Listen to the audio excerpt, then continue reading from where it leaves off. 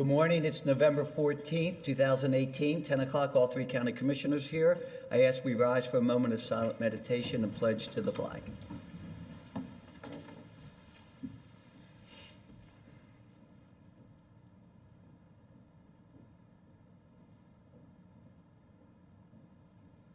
Thank you.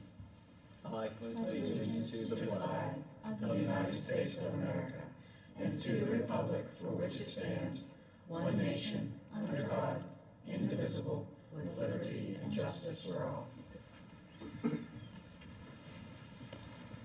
Good morning. We will now have consents and approvals by the county administrator. Good morning. Good morning. We have 4 exonerations for $2,201.14. Vouchers, General County Fund, $264,626.21. 911, 910.35. Chestnut Ridge Park, $2,978.75. Mason-Dixon Park, $2,782.75. Assessor's valuation, $1,218. Federal forfeiture, $15,807.50. Purchasing card vouchers, General County, $21,035.25. Magistrate Court, $26.58. 911, $14.64. Chestnut Ridge Park, $527.60. Mason-Dixon Park, $275.08. Assessor's valuation, $417.48 for a voucher total of $310,620.19. Position vacancies for boards and authorities: the Western Board of Zoning Appeals, the Mon County Planning Commission, the Mon County Development Authority, the Building Commission, Camp Lefley, and Mason-Dixon Historical Park Advisory Boards. Fiduciary orders for November the 14th, 2018, and then you have a separate item that needs to be taken up with another motion. Move for approval. Second. Properly moved in second. All those in favor say aye. Aye. Aye. Aye. Okay, we have a second fiduciary situation. Yeah, we have a petition. Renetta and I I were didn't- taking drawing straws to see who would try to pronounce the names. But we have a petition to remove a co-executor and name the other co-executor as the sole executor. So it's requesting removal of co-executor George V. Demonellis. I know. And replacement and designation as sole executress of Elaine Demonellis George Popoulos. Yes. And again, it's Mr. Demonellis has medical concerns, so everybody's in agreement to this this petition. So normally we'd be asked to motion to have a hearing, but I say we motion to approve the petition. Second. Properly moved in second. We're all in agreement. So all those in favor say aye. Aye. Aye, it passes. Thank you. Introduction of any new employees and personnel changes. The sheriff sent up a letter yesterday. Corey Schubert is currently part-time process transport officer. He's going to be moved to full-time starting effective November 16th. So that just needs to be stated. Okay. Correct. Yeah. Okay. Thank you. At this time, we will have Colleen Kuhn with grants. Oh, wait, I apologize. I'm sorry. This is why I don't do it on the computer. Comments from the public. I'll ask anyone who would like to speak to us, just come before the podium, state your name, address, and feel free to speak. Or are you either wanting, since you're here? Good morning. Good morning. Good morning. Is this on? Yes, it is. Yes. I'm Regina Paul, and I'm here because of the ambulance situation in Cheat Lake. A year ago, I had a situation where my husband needed an ambulance at 4 in the morning, and it took 25-30 minutes for the ambulance to come to our home. And that's really unacceptable. I mean, we had a meeting the other night with the Greystone annual meeting, and when we started talking about it, there were several people who had had the same experience. So I think that I'm here to, and I know there's been some work with HealthNet and with Mon EMS, but I think that the that area and all the areas actually should have a 10-minute response, 24/7 coverage for emergencies. So I'm here to see to hear what is being done about that. I know there's been some work in the last year, but I am proposing that we put a 24/7 ambulance out in that area. There's a bus stop, ride and bus or bus and ride out there. Right. And there's the fire department, which has, I hear it has a Health Net ambulance. But from what I hear, the problem seems to be when people call 911 and it goes to Mecca, then there's time lost in whether Mon EMS responds or Health Net response. There seems to be some communication problem there. That's what I'm hearing. I know there are meetings going on and it's been improved over the last year, but so I'm here just to support the people who started working on this. And I think there are several people from Cheat Lake who will sign a petition to move this forward more rapidly. Mm-hmm. Okay. Now, I know that I looked at the agenda, and I know that there's a meeting this afternoon with a 3 o'clock. lawyer and Mon EMS, and I propose that the person who's been working on this the most is there at that meeting so that they get some public input on that whole process.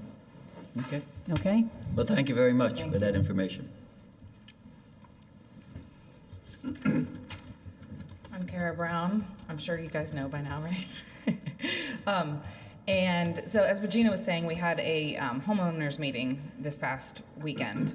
We have it once a year. And so I had mentioned the fire response time that I had just a month or two ago, and it had to come from Star City. And then we were talking also about the EMS response time. And I have not, for full disclosure, I have not called an ambulance in a while. When I met them was about 3 years ago, so that was before Dave's time. But this woman came up to me, and I thought I would share this with you after I had spoken and said what I think the issues are. And she said to me that she had called 911 for her husband who was having an episode, and she did not give me a date or time. And it took at least 25 minutes, and by the time they got there, he was dead. And so that's the kind of story that I don't want to hear again. I don't think we should have to hear it again. I think we have enough resources in the county and in Cheat Lake to change that.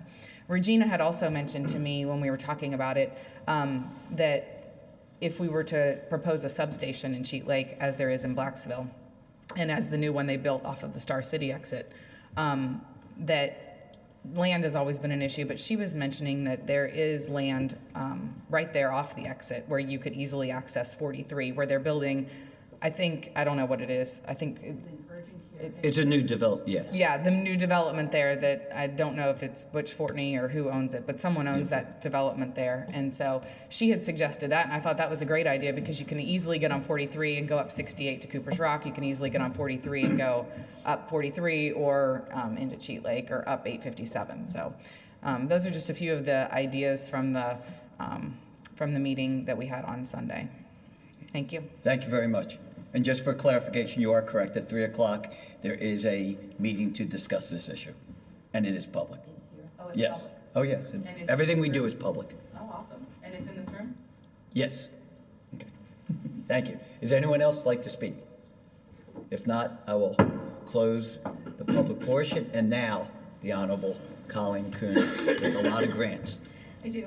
I have requests for reimbursements for the Community Development Block Grant. This request is for July. It's in the amount of $1,620.89.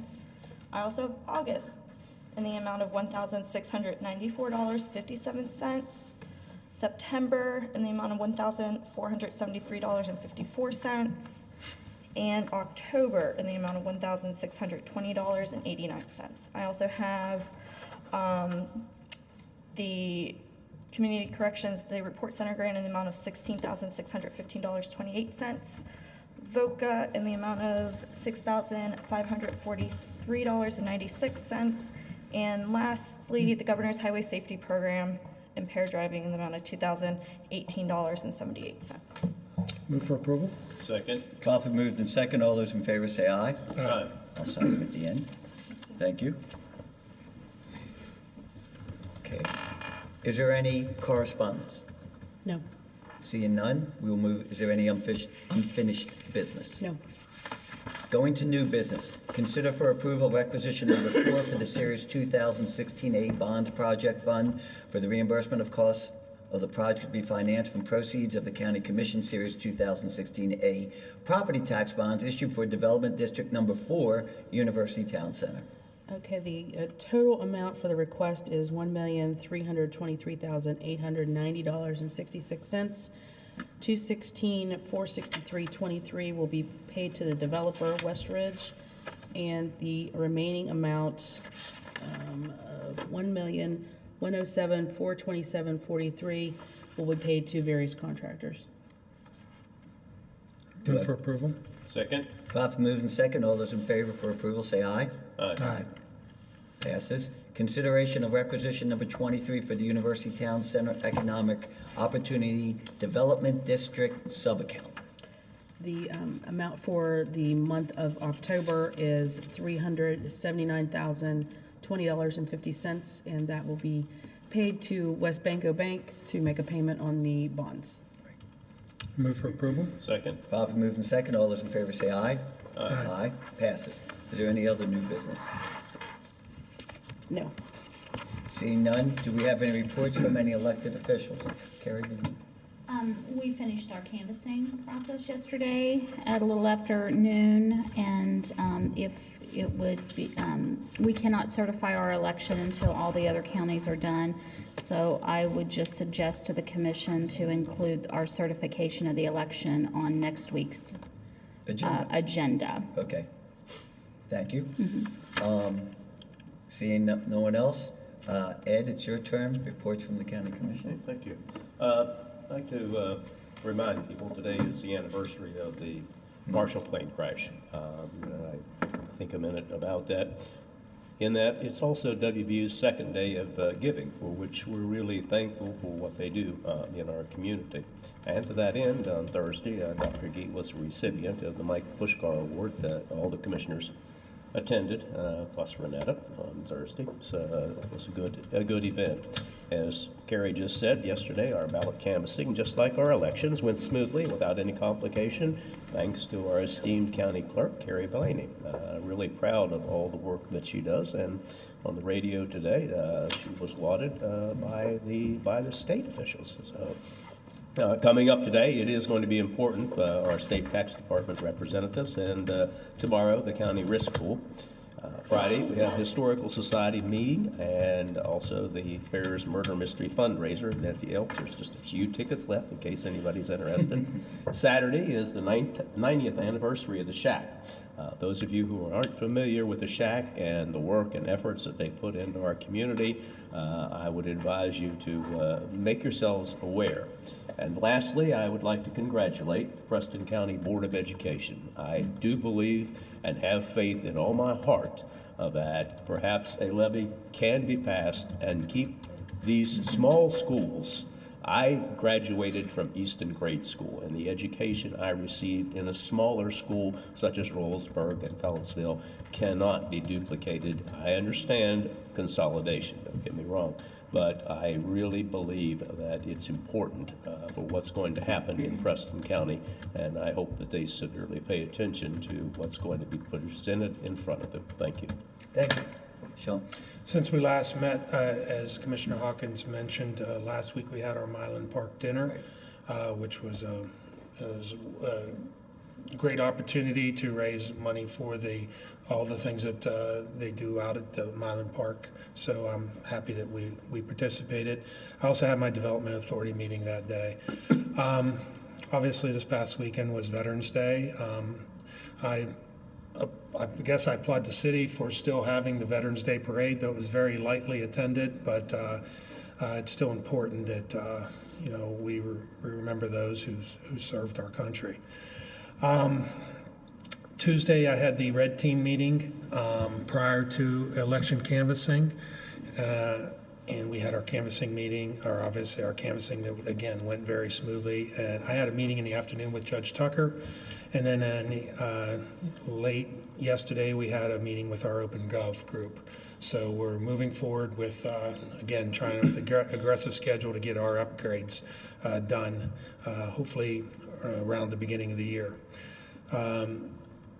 As Commissioner Hawkins mentioned, the Friday is the Mon County Fair fundraiser, the murder mystery dinner. I've done a couple of those, and they're always a lot of fun, and me and my wife intend to go. In general, Carrie, again, we can't say enough about how easily and efficiently and professionally the elections were run in this county. And you certainly are an example, not only for the state, for the whole country. Thank you. I also want to thank you, exceptionally run, not only during the day, but also the early voting. And if needs be, I'd be more than willing to help write a letter to the legislature to see what we can do about allowing counties to consider an increase, because I think it's deserving. I do want to say that I did attend, I represented the county commissioners at the Veterans Day program at 11 o'clock, and this was the first time it was done at our new courthouse square. And amazing reviews from everyone who participated, said they liked that they were able to go into the actual area, and they said it really was much better than it had been in the past, so they were very appreciative.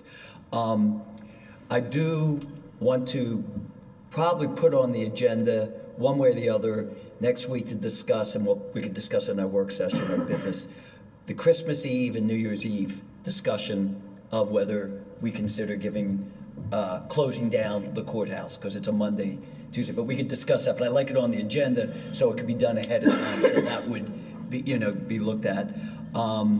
Also, this Saturday, we are having the food giveaway in Granville, so if those people need, please get that out.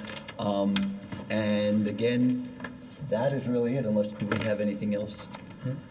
Move to adjourn. Second. Move to adjourn, we be adjourned.